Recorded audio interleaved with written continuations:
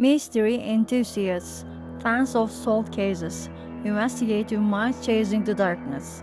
As promised, here we are. Welcome to Illuminated Investigations. In the first episode, we saw how Synanon was born, founded in 1950s America as a solution for drug addicts. This community quickly became a beacon of hope. Chuck Dederich's charisma, the game method, celebrity supporters, and success stories. Everyone was talking about Synanon. But behind that bright face, there was something else. Now, we are going to see the dark side. Because as Synanon grew, control began to spiral out of hand, and at this point, the hopeful Rehabilitation Center gradually transformed into a cult. After the organization began to lose control, all of these celebrities and institutions distanced themselves from it. Its transformation into a church also supported this process of separation.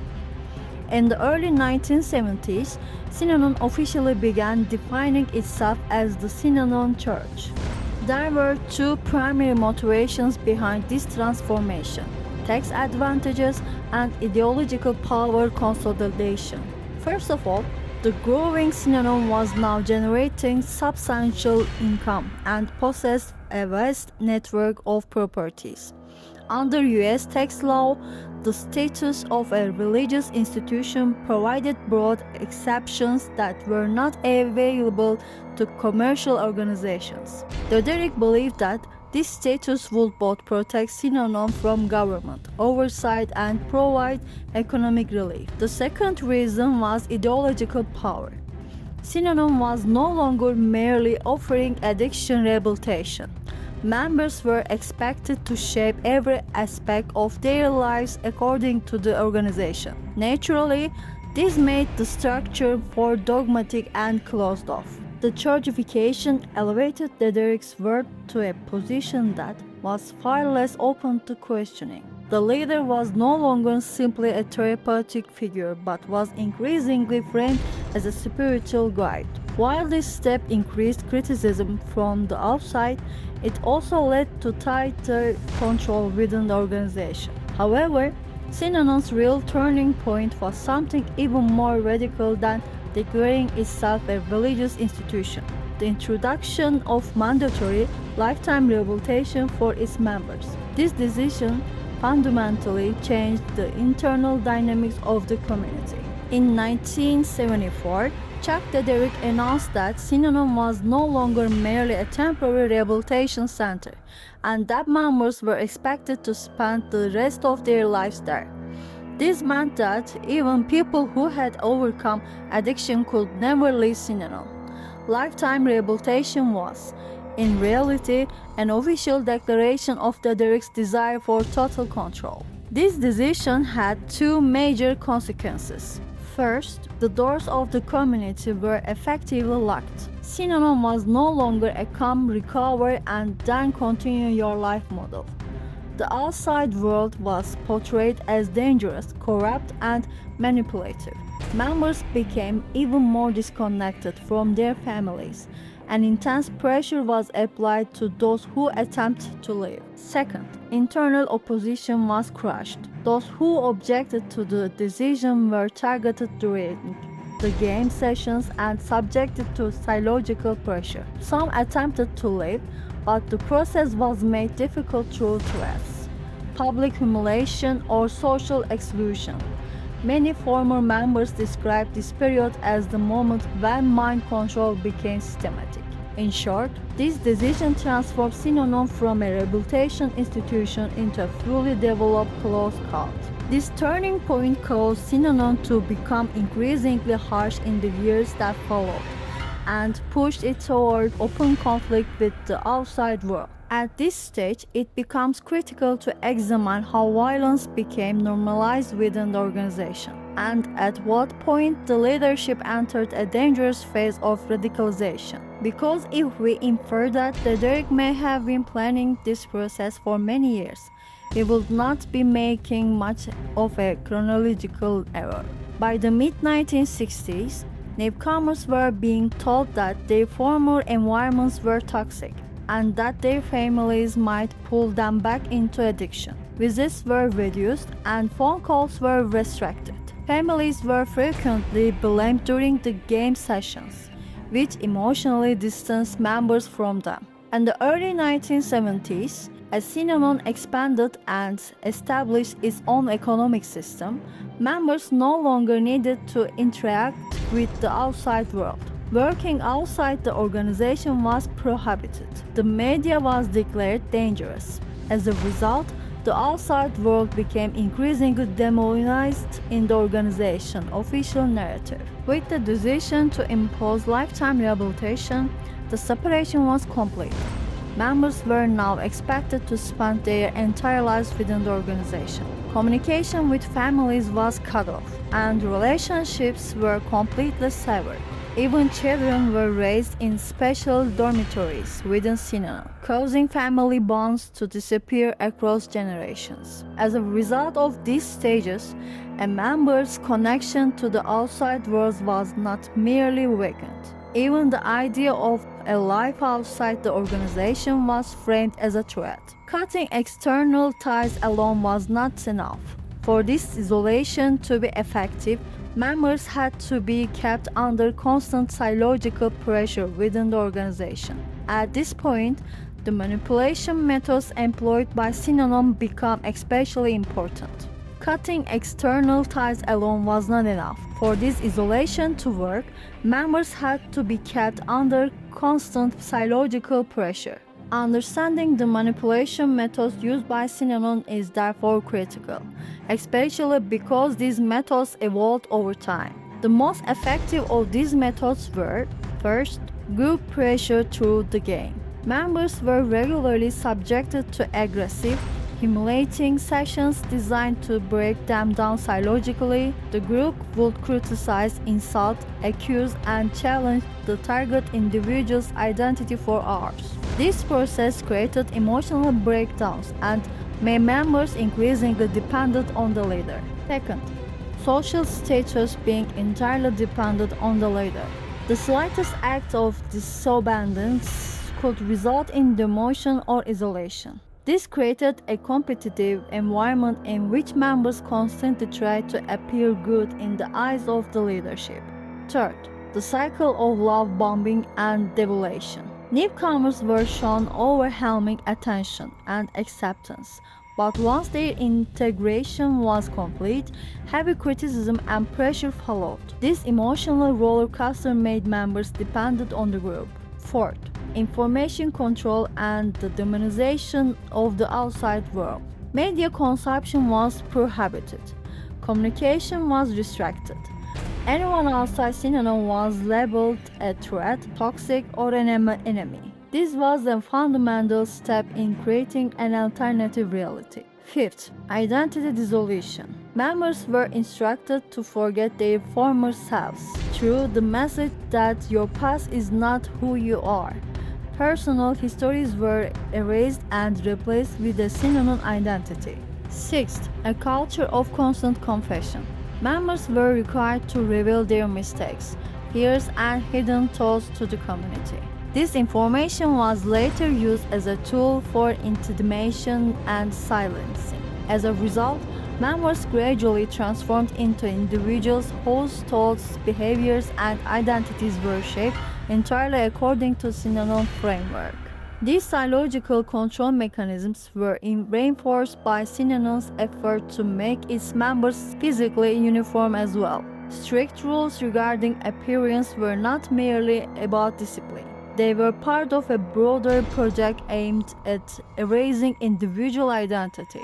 Beginning in the early 1970s, Synanon introduced strict rules that standardized members' appearances. The most notable of these rules required men to shave their heads, women to follow specific dress codes, and everyone to wear simple uniform-like clothing. Diversity in appearance is an expression of individuality. Synanon viewed this as a threat. Head shaving and uniform clothing symbolically erase members' former identities. In Dederich's own words, "We don't want individuals. we want Synanon people. This statement clearly conveyed the desire for complete control over members. Having one's head shaved was a radical test of conformity. A member who accepted this practice was less likely to disobey the leader's other commands. In other words, it was an outward expression of psychological submission. To outsiders, Synanon members could be identified immediately. This intensified the sense of unity inside the group and separation from the outside world. As the community became more marginalized, internal loyalty grew even stronger. The distinction between us and them became more pronounced. This control over appearance was part of a much broader disciplinary system in which those who failed to conform were subjected to systematic pressure. Now, let us examine what happened to those who tried to resist. By the 1970s, Synanon was no longer a rehabilitation center. It had become a close authority that maintained internal order through harsh and systematic punishment mechanisms. Members who failed to conform or wished to leave faced various physical and psychological sanctions. First, public humiliation through the game. When a disobedient member became a target, game sessions turned into something resembling an execution ceremony. Hours of insults, accusations, and character destruction forced the member either into complete submission or silence. In other words, these sessions had evolved from rehabilitation into punishment-based conditioning.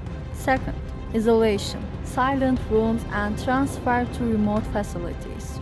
Those who failed to follow the rules were locked in small rooms where they were not allowed to speak to anyone. Some were sent to remote farms to work under difficult conditions. This isolation was more than a punishment. It was a method of relievement. Third, physical violence. Especially in the mid-1970s, violence became normalized. Punching, forcibly pinning people to the ground, and tying them up were documented practices used against those who resisted. Internal security squads were established and were responsible for correcting disobedient members. Fourth, threats and intimidation. Synanon frightened those who wanted to live with the message that the rotten outside world will destroy you.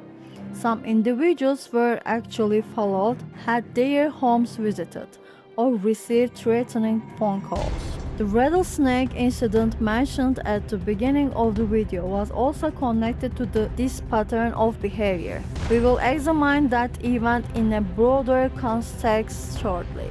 Fifth, forced labor and exhausting assignments. Individuals considered non-compliant were assigned demanding tasks such as cleaning, construction work, and night shifts that lasted for hours. The purpose of these assignments was both punishment and the breaking of a person's resistance. 6.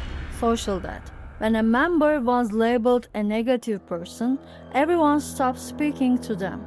For someone whose ties to the outside world had already been severed, this social isolation created unbearable pressure. In short, the process of leaving was not merely difficult, it was deliberately designed to be discouraging and frightening. This harsh environment of repression laid the groundwork for even more radical practices in which Synanon interpreted with personal relationships and family structures. We can now move on to the organization's shocking policies regarding birth control and marriage. The year 1976 marks the emergence of some of Synanon's most radical and oppressive decisions. During this period, Chuck Dederich claimed that the community needed to create a new type of human being. He banned marriages, separated couples, and imposed a mandatory birth control policy on the entire community. The primary justifications behind this decision were, first, the claim that the community is more important than individual relationships. According to Dederich, romantic relationships and marriages cause individuals to become attached to their partners rather than to the leader. This weakened authority. Separating couples was intended to redirect members' loyalty entirely back to Synanon.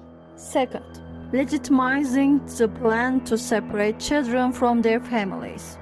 Children were already being raised in special facilities within Synanon.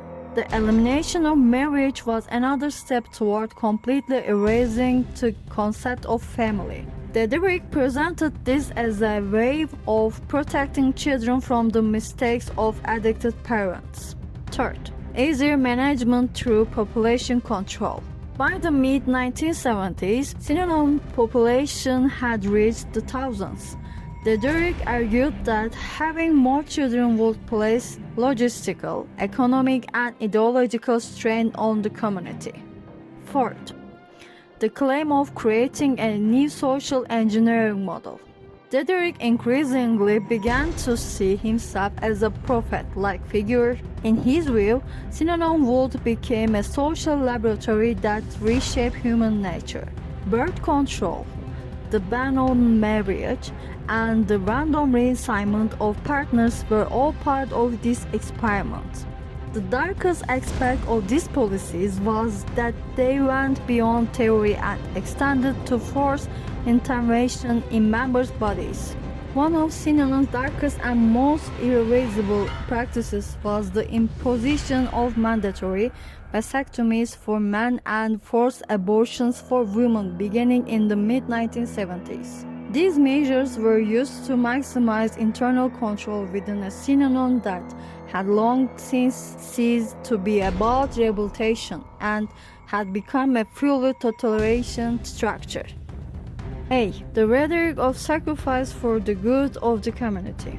Dederich presented birth control as essential to the sustainability of the new society. He claimed that having children was selfish and consumed community resources. B. The propaganda of creating a better generation. Dederich viewed Synanon as a form of social engineering laboratory and argued that controlling births was intended to produce higher quality people. This rhetoric resembled the eugenic ideas promoted by various authoritarian movements throughout the 20th century. C.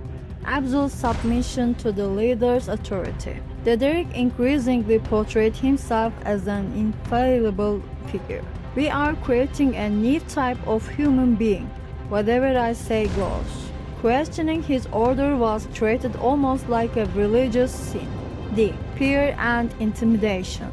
Those who opposed birth control policies could be humiliated during game sessions, placed in isolation, or subjected to physical punishment. In other words, consent was not genuine consent. For men, lists for vasectomies were created under the label of voluntary participation. Those who refused were either punished or threatened with expulsion from the community. Some men were openly pressured into undergoing the procedure. For women, most pregnancies were considered unauthorized and were forcibly terminated. Dederich defined pregnancy as a violation of the rules. Some women attempt to hide their pregnancies for a period of time, but even this could become grounds for punishment. The most frightening and educational aspect is that the exact number of cases remains unknown. However, this was not because Synanons attempted to hide the practice. Rather, the situation was so disturbingly casual that despite making no effort to conceal it, very little was firmly documented. To them, these procedures were entirely ordinary. According to researchers, former members, and journalists, hundreds of men were pressured into vasectomies. Dozens of women had their pregnancies terminated.